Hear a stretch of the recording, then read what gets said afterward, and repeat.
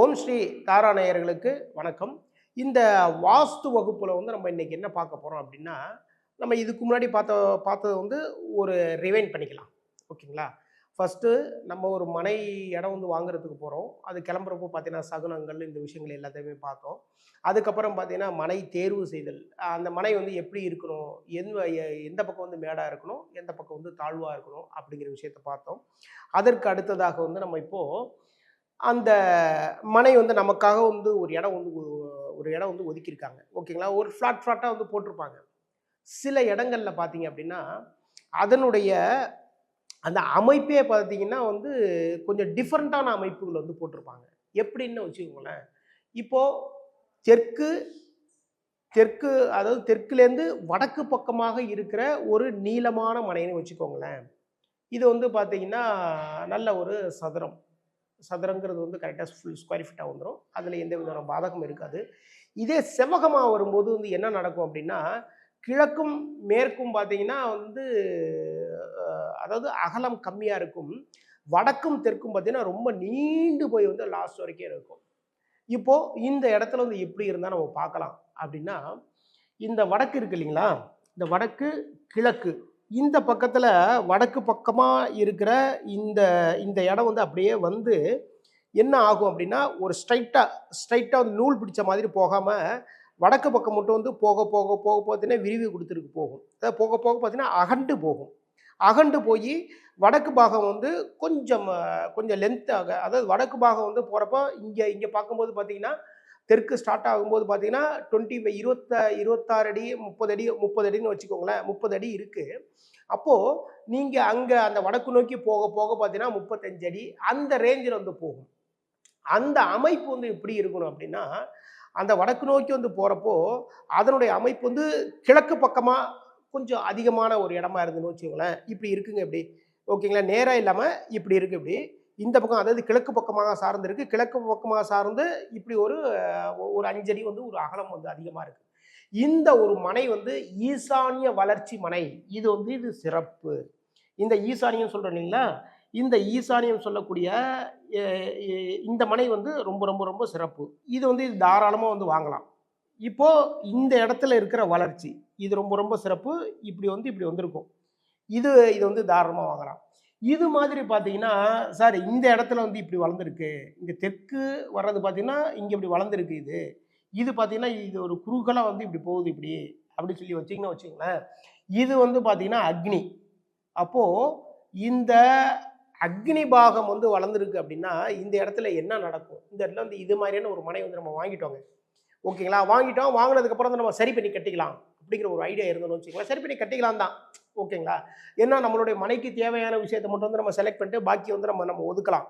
இருந்தாலுமே இந்த இடம் வாங்கினதுக்கப்புறம் நமக்கு என்ன ஆகும்னா, ஒரு பிஸ்னஸ் ஒன்று பண்ணிட்டு இருக்கோங்க. அந்த பிஸ்னஸில் வளர்ச்சி குறைபட ஆரம்பிக்கும். எதனால் அப்படின்னா நம்ம நேமில் தானே வாங்கியிருக்கோம். அப்போது நம்முடைய இடம் மாதிரி இது வந்துடும். இதனுடைய செயல்பாடுகள் மூலமாக நமக்கு இதனுடைய நன்மை தீமைகள் இது எல்லாமே நம்மளை பாதிக்க ஆரம்பிக்கும். அப்போது தெற்கு பக்கமாக வளர்ந்த இந்த இடம் இந்த பக்கம் வாங்கக்கூடாது. அதேமாரி பார்த்தீங்கன்னா நைருதி மூலை. இந்த இடம் பார்த்தீங்கன்னா நைருதி மூலை சொல்கிறோம் இல்லைங்களா? இந்த நைருதி மூலை இதுவுமே இப்படி வளர்ச்சியாக வந்துன்னு வச்சுக்கோங்களேன். இந்த இடத்தையும் நம்ம வாங்கக்கூடாது. இந்த இடத்துல இது மாதிரியான விஷயங்கள் வந்தது அப்படின்னா, இதை வாங்கணும்னா என்ன நடக்கும்னா, பொருளாதார முன்னேற்றங்கள் இருக்கவே இருக்காது. அதுக்கப்புறம் பார்த்தீங்கன்னா இந்த அக்னி வளர்ந்துருன்னு வச்சுக்கோங்களேன். முக்கியமான ஒரு பாயிண்ட் சொல்றது மறந்துட்டேன். அந்த விஷயத்த சொல்ல நோட் பண்ணிக்கோங்க. அக்னி மூலை வளர்ச்சி இருந்துன்னு வச்சுக்கோங்களேன். அங்கே இருக்கிற அந்த குடும்பத்தில் இருக்கிற பெண்களுக்கு உடல் சார்ந்த பிரச்சனைகள் வர ஆரம்பிக்கும். ஆண்களுக்கும் பெண்களுக்கும் எப்பவுமே பார்த்தீங்கன்னா ஒரு ஒரு ஏதாவது ஒரு விஷயத்துல ஒரு பிரச்சனை இருந்துகிட்டே இருக்கும். பெண்களுக்கு உடல் சார்ந்த தொந்தரவுகள் இருந்துகிட்டே இருக்கும். இது எப்படி அப்படின்னா, இந்த அக்னி வளர்ந்த அந்த மனை வாங்கினதுக்கு அப்புறம் அப்படிதான் ஆயிடும்னு வச்சுக்கோங்களேன். அது மாதிரி பார்த்தீங்கன்னா நைருதி. இந்த நைருதி மூலை வளர்ந்த அந்த மனையினுடைய சிறப்பு என்ன அப்படின்னா, சிறப்புங்கிறது என்ன அப்படின்னா, அதனால பார்த்தீங்கன்னா பெரிய தொல்லைகள் வருது. என்ன அப்படின்னா, பொருள் விரயங்கள் வந்துகிட்டே இருக்குங்க. சரிங்களா? பொருள் விரயம் இருந்துகிட்டே இருக்கும். எப்போ பார்த்தாலும் ஏதாவது ஒரு பிரச்சனையினால நம்மளுடைய காசு போயிட்டே இருக்கும். ஏதாவது ஒரு விஷயம்னு வச்சுக்கோங்களேன், அது உடல் சார்ந்த விஷயமா இருக்கலாம், இல்லைன்னா வந்து வம்பு வழக்குகள் இது மாதிரியான ஒரு விஷயமா இருக்கலாம், இது மாதிரியான தொல்லைகள் வந்துகிட்டே இருக்கும். ஓகேங்களா? இதுவுமே வந்து சிறப்பு இல்ல.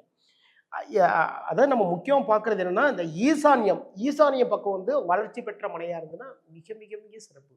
அது மாதிரி பார்த்தீங்கன்னா, வாயுவியம். வாயுவியம் வந்து இந்த இந்த மேற்கு பக்கமா வந்து வாயுவியம் வந்து பார்த்தீங்கன்னா, இந்த வடக்கு வந்து இப்படி போயிருக்கும். இந்த மேற்கு வந்து இப்படி வந்திருக்கும். ஓகேங்களா?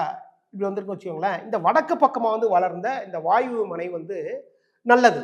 யாருக்கு நல்லது? ஆ இப்போ ஃபாரின் பிசினஸ்லாம் பண்ணிட்டு இருக்காங்க இல்லையா? ஏற்றுமதி தொழில்கள், இதுவெல்லாம் பண்ணிட்டு இருக்காங்க இல்லைங்களா? இந்த பிசினஸ் பண்றவங்களுக்கு இது மாதிரியான மனை அமைப்பு மிக மிக சிறப்பு. இவங்க வந்து இது மாரி ஒரு மனை வாங்குனாங்கன்னு வச்சுக்கோங்களேன், அதுக்கு முன்னாடி வரைக்கும் பார்த்தீங்கன்னா, வெளிநாட்டுல வந்து ஏற்றுமதிகள் எல்லாம் பண்ணிட்டு இருப்பாங்க. அதுல பெரிய ஒரு முன்னேற்றங்கள் இருக்காது. நம்ம நெனைச்ச மாரியான ஒரு ஒரு லாபங்கள் குடுத்துருக்காது. ஆனா இந்த மனை வாங்குனதுக்கு அப்புறமே தொழில்ல முன்னேற்றங்கள் வரும். லாபங்கள் அவங்கள தேடி வந்துகிட்டே இருக்கும்.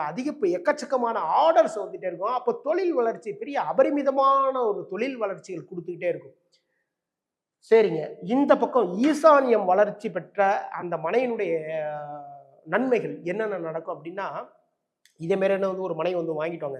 வாங்குனதுக்கு அப்புறமே பார்த்தீங்கன்னா, வாங்குன கொஞ்ச நாட்கள்லயே பார்த்தீங்கன்னா, அந்த மனையினுடைய நன்மைகள் எல்லாமே நமக்கு சேர ஆரம்பிக்கும்.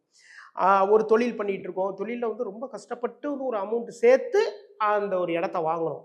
இந்த இடத்த வாங்குனதுக்கு அப்புறம் கொஞ்ச நாட்கள்லயே உங்களுடைய பிசினஸ் வந்து அபரிமிதமான வளர்ச்சிகள் குடுக்கும். அபரிமிதமான லாபங்கள் குடுக்கும். 1 பிசினஸ், 2 பிசினஸ், 3 பிசினஸ்ன்னு வந்து பிசினஸ் வந்து அப்படியே அடுக்கிட்டே போவீங்கன்னு வச்சுக்கோங்களேன். அந்த அளவுக்கான ஒரு வளர்ச்சிகள் நல்ல நல்ல விஷயங்கள் எல்லாமே குடுக்கும். வாஸ்துங்கிறது வந்து மிக மிக எளிமை, மிக மிக அற்புதம். அந்த விஷயத்த புரிஞ்சுட்டீங்கன்னு வச்சுக்கங்களேன். அதுக்கப்புறம் ரொம்ப ரொம்ப எளிமையா இருக்கே. ரொம்ப அழகா இருக்கே. அந்த அழகு அந்த அழகோட வாழ்றது வந்து ரொம்ப நல்லது தானே. ஓகேங்களா? எப்பயுமே அது நம்ம வந்து நம்ம நல்ல ஒரு ஒரு அழகான ஒரு ஷர்ட்டு, நம்முடைய கலருக்கு ஏத்த மாரியான ஒரு ஷர்ட்டு, நம்முடைய முகத்துக்கு ஏற்ற மாரியான ஒரு மேக்கப்பு, அதேமாரி வந்து நம்முடைய ஹேருக்கு ஏத்த மாரியான ஒரு ஹேர் ஸ்டைலு, நம்முடைய ஃபேஸுக்கு ஏத்த மாரியான ஒரு ஹேர் ஸ்டைலு, இது மாதிரி நம்ம வந்து நம்ம அழகுபடுத்திக்கிட்டு ஷூ, வாட்சு, செட்டப் எல்லாம் போட்டு போகும்போது நம்முடைய வேலைகள்லயே வந்து ஒரு தன்னம்பிக்கை வரும் இல்லையா? நம்மள வந்து இப்படி ரசிக்கிறாங்க, பார்க்குறாங்கிறப்போ, நமக்கே ஒரு தனி சந்தோஷம், தனி ஆனந்தம். அன்னைக்கும் பார்த்தீங்கன்னா வந்து எவ்வளோ பெரிய விஷயமா இருந்தாலும் சரிதாங்க, அப்படி தூக்கி போட்டு வந்து எல்லாத்தையும் சாதிச்சு காட்டுவோம் நம்ம. ஓகேங்களா? இந்த தன்னம்பிக்கை, இந்த தைரியம் இது எல்லாமே நீங்க செலக்ட் பண்ற வீடு, மனையில வந்து உங்களுக்கு தரும். ஓகேங்களா? இதுதாங்க வாஸ்து. வேற ஒண்ணும் கிடையாதுங்க. ரொம்ப ரொம்ப ஈஸி. வாஸ்து வந்து பார்த்துக்கோங்க. அப்பப்போ வந்து பார்த்தீங்கன்னா, நம்ம சொல்ற பாயிண்ட்டுகள் இது எல்லாத்தையுமே வந்து ரொம்ப அழகா நோட் பண்ணி வச்சுக்கோங்க. அப்படி நோட் பண்ணி வச்சுட்டீங்கன்னா, அத வந்து அது தினசரி பயிற்சியும் பண்ணிட்டே வாங்க. சரிங்களா? அது மாரி பயிற்சி பண்ணீங்கன்னா, ரொம்ப ரொம்ப நல்லது. சரிங்க சார், இதே மாரி வந்து வீடு வந்து கட்டிட்டோம். வீடு கட்டினதுக்கப்புறம் வந்து நம்ம என்ன பண்றது? அப்படிங்கிற ஒரு விஷயம்லாம் வந்து நம்ம நம்ம இதுக்கு அடுத்தடுத்த வகுப்புகள் எல்லா விஷயத்துலையுமே நம்ம பார்க்கலாம். இப்போ பார்த்தீங்கன்னா, இப்போ வந்து இந்த வடக்கு, கிழக்கு இந்த இந்த கிழக்கு இது வளர்ந்த இந்த மனை வந்து நமக்கு என்னத்த குடுக்கும்னா, செல்வச் செழிப்பு, நல்ல வளர்ச்சி, நல்ல அபரிமிதமான நல்ல நல்ல விஷயங்கள் எல்லாமே நமக்கு குடுக்குங்க. சரிங்க. இப்போ மனைய வந்து இதுக்கு ஏத்த மாரி வந்து நம்ம செலக்ட் பண்ணிட்டோம்.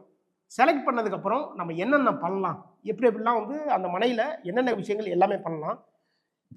அப்படிங்கிறத ஒரு சின்னதா ஒரு விஷயம் பார்த்துடலாம். இப்போ மனை வாங்கிட்டோம். ஓகேங்களா? சதுரமான மனை, செவ்வகமான மனை, அது நீங்க எப்படிப்பட்ட மனையா இருந்தாலும் வச்சுக்கோங்க. ஓகேங்களா? இதுல வந்து உங்களுடைய அந்த வாஸ்து விஷயத்துல பொறுத்தவரைக்கும் பார்த்தீங்கன்னா, அ சில பேர் சொல்லுவாங்க, வாஸ்துல வந்து நமக்கு நல்ல நல்ல விஷயங்கள் எல்லாமே நடக்குது. நல்லபடியா வந்து எல்லாம் வந்துட்டுருக்கு. நான் இந்த வாஸ்து வந்து கரெக்ட்டா ஃபாலோ பண்ணிட்டு இருக்கேன். ஒரு விஷயத்த வந்து சில விஷயங்கள் வந்து புரிய மாட்டேங்குது. நமக்கு என்னென்னமோ பண்றாங்க, என்னமோ சொல்றாங்கப்பா. அதுல சில விஷயங்கள்லாம் புரிய மாட்டேங்குது அப்படிங்கிறாங்க. இது எல்லாமே புரியக்கூடிய மாதிரியான ஒரு நல்ல ஒரு அற்புதமான விஷயம் தான் இன்னும் இதுக்கப்புறம் வந்து நான் சொல்லப் போறேன். இந்த விஷயத்த வந்து ரொம்ப அழகா ஃபாலோ பண்ணிக்கோங்க. கரெக்ட்டா நோட்ஸ் எடுத்துக்கோங்க. நீங்க நோட்ஸ் எடுத்துக்கிட்டீங்கன்னா வந்து உங்களுக்கு வந்து புரிய ஆரம்பிக்கும். இப்போ இந்த இடத்துல பார்த்தீங்கன்னா, ஒரு சதுரமான இல்ல அப்படின்னா வந்து ஒரு செவ்வகமான, சதுரமான ஒரு மனைய வச்சுக்கோங்களேன். இது வந்து கிழக்கு, தெற்கு, மேற்கு, வடக்கு. ஓகேங்களா? ஒரு மனை வாங்கிட்டோங்க. மனை வாங்கிட்டோம். வாங்குனோனே இது கட்டுறதுக்கு ஆரம்பிக்கணும். அப்போ கட்டுறதுக்கு ஆரம்பிக்கணும் அப்படின்னா, நம்ம பிகினிங்லயே ஃபர்ஸ்ட்டு வந்து நம்ம பண்ண வேண்டிய விஷயங்கள் என்னன்னு வச்சுக்கோங்களேன். இந்த மனைய வாங்குனதுக்கு அப்புறம், அந்த மனையில் வந்து ஒரு 2 ஃபீட் வரைக்கும் வந்து அந்த மண்ணை தோண்டி எடுத்துருங்க எப்போவுமே. சரிங்களா? எதுக்காக அப்படின்னா, இந்த இடத்துல என்னென்ன இருந்தது, என்னென்ன விஷயங்கள் போயிட்டு இருந்ததுன்னு வந்து நமக்கு யாருக்குமே தெரியாது. நம்முடைய கண்களுக்கு பார்க்குறப்ப தாங்க வந்து நமக்கு தெரியும் இந்த இடத்துல இது மாரி பிரச்சனை இருக்கு அப்படின்ட்டு. ஆனா பூமிக்கு கீழ இருக்கிறப்போ அந்த விஷயங்கள் ஒண்ணுமே தெரியாது. சில இடங்கள்ல வந்து வாங்குனதுக்கு அப்புறம் வந்து என்ன நடந்திருக்கு அப்படின்னா, எதுக்காக வந்து மேக்ஸிமம் பார்த்தீங்கன்னா வந்து ஒரு 2 ஃபீட் அப்படின்னா ஒரு 1 ஃபீட்டாவது வந்து நீங்க அந்த மண்ண ஃபுல்லா எல்லாமே எடுங்க. அப்படி எடுக்கும்போது வந்து ஒரு இடத்துல வந்து நானே பார்த்துருக்கேன். அங்க பார்த்தீங்கன்னா, அங்க எலும்புகள் எல்லாமே இருந்தது. ஓகேங்களா? ஊருக்குள்ள தான் இருக்குங்க. அந்த மனையே வந்து ஊருக்குள்ள தான் இருக்குன்னு வச்சுக்கோங்களேன். அங்க பார்த்தீங்கன்னா எலும்பு. அது வந்து மாட்டினுடைய எலும்புகளா இருக்கலாம். இல்ல அப்படின்னா வேற என்ன ஒரு விஷயமா கூட வந்து நீங்க இருக்கலாம்னு வச்சுக்கோங்களேன். இது மாதிரியான இந்த இந்த இந்த இந்த தோஷங்கள் வந்து குடுத்துரும். அந்த மாட்டினுடைய எலும்புகள், இல்ல பின்ன வந்து வேற ஏதாவது ஒரு மனிதனுடைய எலும்புகள் கூட வந்து அந்த இடத்துல இருக்கலாம்னு வச்சுக்கோங்களேன். இது மாரி வந்ததுன்னா, அப்ப அது அது வந்து பார்த்தீங்கன்னா, சல்லிய தோஷம்னு சொல்லுவாங்க. அப்போ சல்லிய தோஷங்கிறது வந்து என்னத்த குடுக்கும் அப்டின்னா, நம்ம இந்த இடத்துக்கு மேல வந்து நம்ம வீடு கட்டிட்டோங்க. வீடு கட்டினதுக்கப்புறம் நம்ம வாஸ்துலாம் பார்த்து எல்லாமே வீடு தான்ப்பா கட்டியிருக்கேன், எல்லாமே பண்ணியிருக்கேன். கரெக்ட்டா பார்த்தீங்கன்னா, கடைசியில வந்து இதே மாரி ரொம்ப கஷ்டப்பட்டுட்டு இருக்கேன்ப்பா, அப்டிலாம் சொல்றவங்கள பார்த்துருக்கேங்க. வாஸ்துல வந்து நீங்க முக்கியமா பண்ண வேண்டிய விஷயம் வந்து இதுதான். இப்போ நம்ம என்னமோ ஒரு ட்ரெஸ் போட்டுக்க போறோங்க. ஓகேங்களா? நம்ம என்னமோ புதுசா புது ட்ரெஸ் ஒண்ணு தச்சிருக்கோம். புதுசா வந்து ஒரு விஷயம் ஒண்ணு இருக்கு. எல்லாமே எல்லாத்தையுமே எல்லாத்தையுமே வந்து நம்ம நம்ம போட்டுக்க போறோம். அப்ப நம்ம என்ன பண்ணுவோம்? முதலாவதாக ஒரு குளியல். சரிங்களா? நல்லா ஃப்ரெஷ்ஷா குளிச்சுட்டு வருவோம். அப்படி குளிச்சுட்டு வந்ததுக்கு அப்புறம் தான் நம்ம அந்த புது ட்ரெஸ்ஸே போட்டுக்குவோம். ஓகேங்களா? அது மாதிரி தாங்க இந்த வீட்டு அமைப்பு வந்து அதாங்க. புதுசா வந்து ஒரு வீடு கட்டப் போறோம். ஓகேங்களா? அது புது ட்ரெஸ் போட்டுக்கிற மாரி. அப்ப குளிக்கணுமா இல்லையா? குளிக்கிறதுக்கு என்ன பூமியில வந்து தண்ணி எடுத்து ஊத்துறது அப்படி கிடையாது.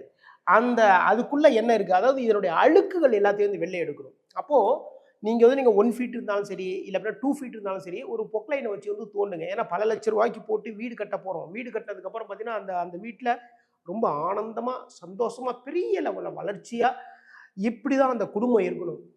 அத விட்டுட்டு ஏன்டா இந்த வீட்ட கட்டினோம்? இதுக்கு வந்து இப்படி போச்சு அப்படின்னு சொல்லி வந்து நம்ம கஷ்டப்படக்கூடாது. அந்த சந்தோஷமான அந்த விஷயங்கள குடுக்க போறதாங்க இந்த மனை. அப்போ இந்த இடத்துல பார்த்தீங்கன்னா வந்து அதாவது முதல்ல வந்து அளவுகள் போட்டுக்கோங்க. இந்த வீடு நம்முடைய நட்சத்திரத்துக்கு ஏத்த மாரி தான் நம்மளுடைய வீட்டினுடைய அளவுகள் வந்து நம்ம போடணும். இது வந்து ரொம்ப பேருக்கு தெரியாது. ஒவ்வொருத்தவங்களும் வந்து என்னென்ன நட்சத்திரம் இருக்கீங்களோ, அந்த அளவுக்கு தகுந்த மாதிரி தான் வந்து உங்களுடைய வீட்டினுடைய அளவு இருக்க வேண்டும். அப்போ நம்ம பார்த்தீங்கன்னா, ஒரு ஒரு 100க்கு 100 வந்து வாங்கியிருக்கோம்னு வச்சுக்கங்களேன். 100 அடிக்கு 100 அடி வாங்கியிருக்கோம். ஆனா, அதுக்குள்ள நம்ம வீடு மனை வந்து எந்த இடத்துல கட்டப் போறோம் அப்படிங்கிறத வந்து நம்ம செலக்ட் பண்ணிக்குவோம் இல்லையா? அந்த செலக்ட் பண்ற இடத்த தான் நான் சொல்றேன். 50க்கு 40, 80க்கு 60 இதே மாரியான ஒரு விஷயத்துல, இல்ல அப்படின்னா 30க்கு 40க்கு 25, 40க்கு 35 இல்லன்னா 40க்கு அந்த ஒரு அளவுகள வந்து நீங்க கட்டுவீங்க இல்லையா? அந்த மனையினுடைய அளவுகள மட்டுமே நீங்க செலக்ட் பண்ணி, அத விட இன்னொரு 2 ஃபீட் எக்ஸ்ட்ரா வச்சுக்கோங்க. அந்த இடத்துல மட்டும் நீங்க ஒரு 1 ஃபீட்டோ இல்ல 1 1/2 ஃபீட்டோ தோண்டுங்க முதல்ல. அந்த தோண்டி அந்த மண்ண எல்லாத்தையும் வந்து பின்னாடி தூக்கி போடுங்க.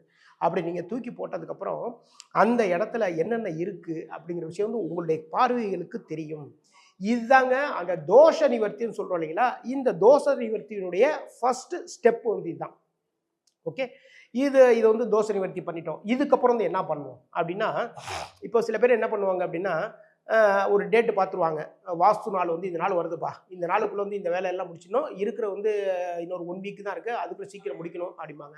அதாவது மனை வாங்குன உடனே அந்த இடத்துல வீடு கட்டத்த ஆரம்பிக்கிறதுக்கு ஒரு 3 மந்த்துக்கு அப்புறம் நம்ம ஸ்டார்ட் பண்ண போறோம். அப்படின்னா, அதுக்கு முன்னாடியே வந்து நீங்க இது மாரி தோண்டுங்க. தோண்டி எடுத்துருங்க. எடுத்ததுக்கப்புறம் பார்த்தீங்கன்னா, கடையில போய் நவதானியம் வாங்குங்க. சரிங்களா? நவதானியம் வந்து ரொம்ப ஒரு அளவுல வாங்கிக்கோங்க. அந்த நவதானியத்த வந்து முதல் நாள் வந்து தண்ணீல ஊற வச்சுருங்க. முதல் நாள் தண்ணீல ஊற வச்சுட்டு, மறுநாள் வந்து அந்த இடத்துக்கு போயி, அந்த நவதானியம் இருக்கு இல்லைங்களா? அந்த நவதானியத்த அந்த பூமி முழுக்களுமே வந்து தெளிச்சு விடுங்க. தெளிக்கிறதுக்கு முன்னாடியே பூமிய வந்து தண்ணி ஊத்தி பதப்படுத்திட்டு, அதுக்கப்புறம் வந்து நீங்க தெளிச்சுட்டு வந்தீங்கன்னு வச்சுக்கோங்களேன், கொஞ்ச நாட்களுக்கு பிறகு பார்த்தீங்கன்னா, ஒரு 2, 3 நாள்லயே பார்த்தீங்கன்னா, நவதானியங்கள் முளைவிட்டு நல்லபடியா செடி வந்து வளர ஆரம்பிக்கும். அப்படி அந்த செடி வளர்ந்ததுன்னு வச்சுக்கோங்களேன், இது வந்து பார்த்தீங்கன்னா, நம்ம வாங்குன மனை இருக்கு இல்லைங்களா? இந்த மனையில ஃபர்ஸ்ட்டு பாசிட்டிவ் வந்து இங்க தான் வருது. சரிங்களா? நம்ம சில சில இடங்கள்லாம் போய் வந்து பார்த்தோன்னு வச்சுக்கோங்களேன், அந்த நவதானியம்லாம் போடுவாங்க. போட்டு கொஞ்சம் தான் வரும். வந்தப்புறம் பார்த்தீங்கன்னா, அது அப்படியே வந்து அப்படியே அப்படியே கருகி போன மாரி வந்து போயிடும் அது. இது வந்து அந்த மனையில ஒரு தோஷம் இருக்கு அப்படிங்கிற விஷயத்த காட்டுதுன்னு வச்சுக்கோங்களேன். இப்போ அந்த நவதானியம் வளர்ந்துட்டுங்க.